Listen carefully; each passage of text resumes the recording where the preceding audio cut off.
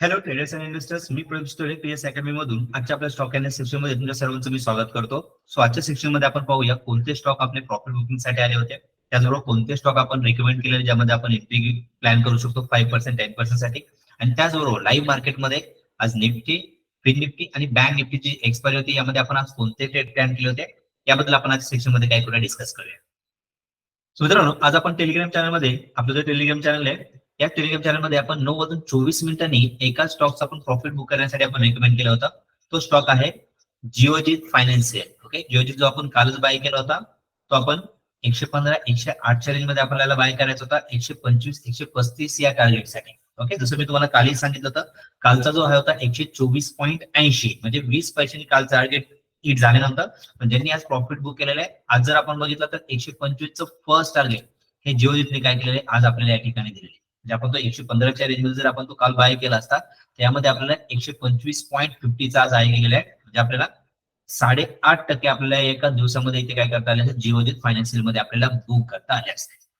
Okay, जर कोणी hold केला असेल सेकंड टार्गेटसाठी तर 135च्या टार्गेटसाठी पण होल्ड करू शकतात. पण जरी आपल्याला 1% रॅली जर आपल्याला एका दिवसामध्ये मिळत असेल तर तुम्ही या ठिकाणी फर्स्ट टार्गेटला पण तुम्ही बुक करू शकता. ओके, जिओजित हा आपण कालच आपण प्लॅन केला होता, ज्यामध्ये आपल्याला फर्स्ट टार्गेट म्हणजे बीटीएसटी साठी आपण तो प्लॅन केला होता. त्याचा फर्स्ट टार्गेट काय केलेलं आहे, जिओजितचं हिट झालेलं तुम्हाला या ठिकाणी दिसेल. दुसरा जो स्टॉक आला तो प्रॉफिट बुकिंग साठी हा आहे electro steel casting. Electro steel casting हा आपण बाय करायला सांगितलं होतं जून 2009 मध्ये. ओके, सॉरी 9 जूनला आपण तो बाय करण्यासाठी रिकमेंड केला होता. 190 180 रेंज मध्ये आपल्याला तो बाय करायचा, 205 210 या टार्गेटसाठी आपल्याला इलेक्ट्रो कास्टिंग मध्ये 173च्या स्टॉप लॉसने आपल्याला त्यामध्ये एंट्री आपल्याला प्लॅन करायचं. ओके, हे जे स्टॉक आपण अनालिसिस करतो हा जो आपला सेटअप आहे बीटीएसटी स्टॉक्स. ओके, यामध्ये स्टॉक जे फनेल होऊन येतात. ओके, या सेटअप नुसार आपले काय करतात, जे ऍडव्हान्स टेक्निकल कॅन्डिडेट ओके या सेटअपला फॉलो करतात त्यानुसार त्यामध्ये काय करतात, स्टॉक मध्ये ते एंट्री एक्झिट करत असतात. म्हणजे हे जे स्टॉक मी तुम्हाला शेअर करतोय किंवा रेकमेंड करतोय हे तुम्हाला एक एज्युकेशन पर्पज साठी मी तुम्हाला शेअर करतोय. ओके, इलेक्ट्रिक स्टील कास्टिंग जर आपण बघितलं तर इलेक्ट्रिक स्टील कास्टिंग हा आपण रिकमेंड केला होता 9 जूनला आपण तो सांगितला होता 190 180च्या रेंजमध्ये आपल्याला तो बाय करायचा 205च्या टार्गेटसाठी.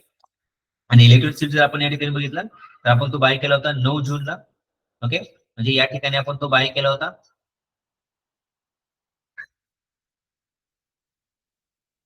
9 जुलैला जर तो बाय केला असेल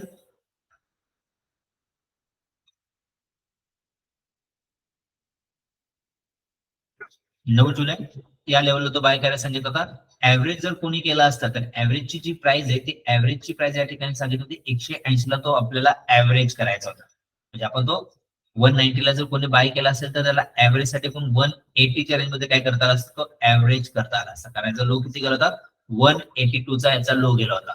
ओके, मग कोणी जर 182 ला जरी त्या ऍव्हरेज केला असेल तर यामध्ये टार्गेट जे असणार आहे तर किती पॉईंट टार्गेट मिळाले, 205चा आपलं फर्स्ट टार्गेट आहे. कालचा जो हाय होता 204चा हाय होता आणि आज फर्स्ट टार्गेट 205 नुसार काय झालेला आहे, तो इथून तुम्हाला फॉल झालेला आहे तो पॉईंट. म्हणजे आपण 9 जुलैला जर आपण काय केलं असतं, यामध्ये एंट्री जर आपण प्लॅन केली असते स्टील कास्टिंग मध्ये आपण 9 जुलैला जर आपण एंट्री प्लॅन केली असते तर यामध्ये आपल्याला किती पॉईंट रॅली मिळाली असते, तर 8.5% आपल्याला 3 ते 4 दिवसामध्ये आपल्याला इलेक्ट्रो कास्टिंग सील मध्ये काय करता आले असते, बुक करता आले असते.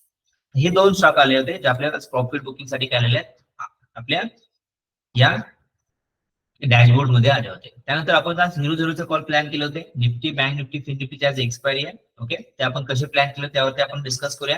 त्यानंतर आपण दुसरा जो रिकमेंड केलेला आहे 5% 10% साठी आपल्याला जर एंट्री जर करायची असेल तर आर्यन कॅपिटल आपण रिकमेंड केलेलं आहे. ओके, जे आपले ऍडव्हान्स टेक्निकल कॅन्डिडेट्स आहेत. ओके, त्यांना एंट्री कोणत्या स्टॉक मध्ये घ्यायची, कोणत्या लेवलला तो ऍव्हरेज करायचा आहे, टार्गेट किती ठेवायचा आणि स्टॉप लॉस किती मेंटेन करायचा आहे. ओके, त्यासाठी आपण काय केलं होतं, आपला टेलिग्राम जो चॅनल आहे त्या टेलिग्राम चॅनलवरती हा एक आपण काय केलेलं तो रिकमेंड केलेला आहे. त्यामध्ये आपल्याला अरियन कॅपिटल मध्ये 74 70च्या रेंज मध्ये आपल्याला काय करायचं, त्याला ऍव्हरेज करायचंय.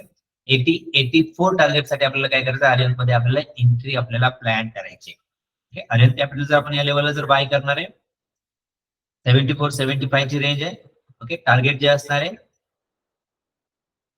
80, फर्स्ट टार्गेट 80 85 टार्गेट साठी जर आपण होल्ड केलं तर येत्या काही दिवसामध्ये आपल्याला 13% प्रॉफिट आपल्याला कशामध्ये दिसणार आहे, अरिहंत कॅपिटल मध्ये तुम्हाला आलेला दिसणार आहे. ओके, अरिहंत कॅपिटल जर बघितलं तर हा आपल्या बीटीएससी सेटअप मध्ये तुम्हाला आलेला दिसेल.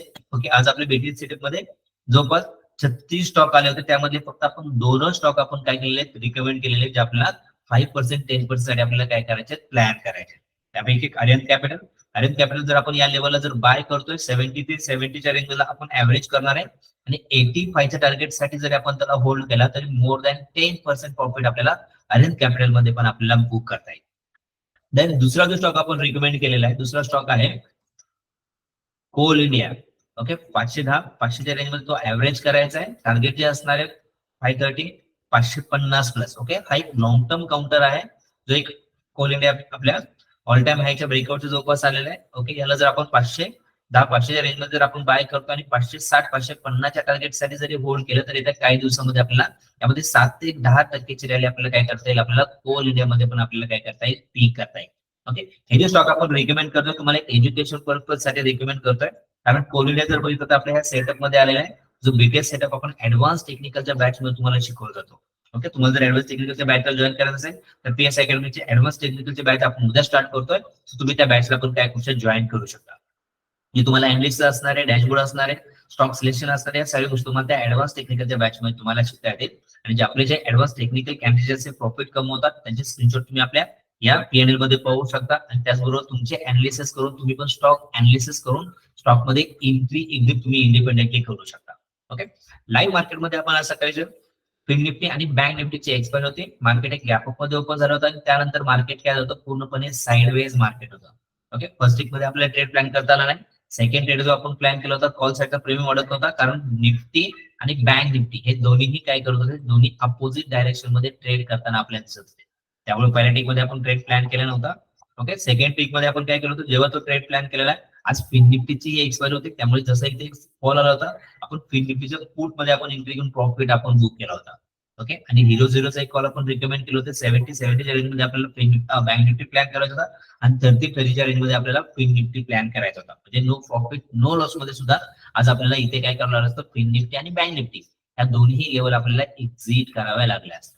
ओके, हे जे आपण ऑप्शन ट्रेडिंग जे आपण करत असतो लाईव्ह मार्केटमध्ये, जे आपल्या हा सेटअप नुसार आपल्याला त्यामध्ये एंट्री कुठे करायची, त्यानंतर प्रीमियम कॅल्क्युलेटर आपण कसं करतो एंट्री एक्झिट करण्यासाठी, त्याचबरोबर मार्केटचा व्ह्यू काय असणार आहे हे सगळं आपण काय करतो लाईव्ह मार्केटमध्ये आपण डिस्कस करत असतो. आणि त्यानुसार आपण ऑप्शन ट्रेडिंग साठी काय करत असतो, आपण या स्ट्राईक प्राइस मध्ये आणि त्या लेवलनुसार आपण त्यामध्ये एंट्री एक्झिट करून आपण प्रॉफिट काय करत असतो, डेली बेसिसवरती पण बुक करत असतो. ते म्हणजे मेंटर कॅन्डिडेट. ओके, सकाळी आपली 9 वाजता बॅच असते. तुम्हाला जर बॅचला जर तुम्हाला जर डेमो जर पाहायचा असेल किंवा तुम्हाला जनरेटिव्ह चेक करायचे असेल तर तुम्ही या पीएस अकॅडमीच्या वेबसाईटला जाऊन तुम्ही व्हिजिट देऊ शकता. हा फॉर्म तुम्ही फिलअप करा, म्हणजे उद्या तर मार्केट क्लोज आहे, मोहरमची उद्या मार्केटला काय असणार आहे, ऑफ असणार आहे. परवा दिवशी जो लाईव्ह मार्केट सेक्शन जे असणार आहे, परवा दिवशी आपल्याला निफ्टीची एक्सपायरी पण असणार आहे. निफ्टीच्या एक्सपायरी लाईव्ह सेक्शन साठी जर तुम्हाला जॉईन करायचं असेल तर हा फॉर्म फिलअप करून तुमचं नाव, मोबाईल नंबर आणि खाली जी लिंक आलेली आहे या लिंकला क्लिक करून तुम्ही लाईव्ह मार्केटला पण काय करू शकता, जॉईन करू शकता, जे आपला गुरुवारी लाईव्ह मार्केट असणार आहे. सो मित्रांनो, तुम्ही जर पाहिलं तर आपले जे स्टॉक्स आहेत, आपले स्विंग साठी आपण दिलेले स्टॉक मोर दॅन 90% स्टॉक काय होतात आपले बीटीएसटी मध्ये आपले प्रॉफिट बुकिंग मध्ये येत असतात. ओके, आणि त्याचबरोबर आपण लाईव्ह मार्केटमध्ये आपण काय करतो, आपला जो सेटअप आहे त्याप्रमाणे आपण ऑप्शन ट्रेडिंग वरती काय करत असतो, फोकस करत असतो. तुम्ही जर ऑप्शन ट्रेडर्स असाल तुम्ही आपल्या मेंटरशिप प्रोग्रामला जॉईन करू शकता, आणि जर तुम्ही स्विंग ट्रेडर्स असाल तर आपल्या ऍडव्हान्स टेक्निकलला तुम्ही काय करू शकता, जॉईन करू शकता. ओके, सो मित्रांनो, हे जे स्टॉक मी तुम्हाला अनालिसिस तुम्हाला मी शेअर करतो हे तुम्हाला कसे वाटतात, चला लाईक करा, सबस्क्राईब करा आणि शेअर करा. Thank you guys, thank you for watching this video.